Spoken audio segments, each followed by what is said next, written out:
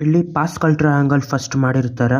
ಯಾವ ಥರ ಅಂದರೆ ಯಾವುದೇ ಎರಡು ನಂಬರ್ ಸೇರಿಸಿದ್ರು ಕೂಡಿದಾಗ ಕೆಳಗಡೆ ನಂಬರ್ ಬರೋ ಥರ.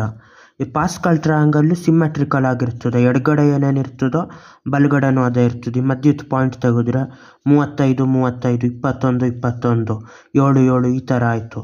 ಆಮೇಲೆ ಮಧ್ಯ 20 ಬಿಟ್ರೆ ಇಲ್ಲಿ 15 6 ಇಲ್ಲಿ 10 10 ಇದ್ದರೆ 5 4 ಈ ಥರ ಇರ್ತದೆ. ಇದರಲ್ಲಿ ಮೊದಲನೇ ಲೇಯರ್ ಇದು ಯಾವುದು ಮೊದಲನೇ ಡಯಾಗೋನಲ್ಲು ಈ ಕಡೆ ಒಂದಿರೋದು ಈ ಕಡೆ ಒಂದಿರೋದು.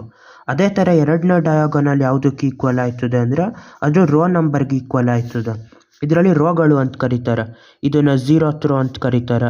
ಇದು ಮೊದಲನೇ ರೋ ಈ ನಂಬರು, ಎರಡನೇ ರೋ, ಮೂರನೇ ರೋ, ನಾಲ್ಕನೇದು, ಐದನೇ ರೋ, ಆರನೇ ರೋ ಈ ಥರ ರೋಗಳು.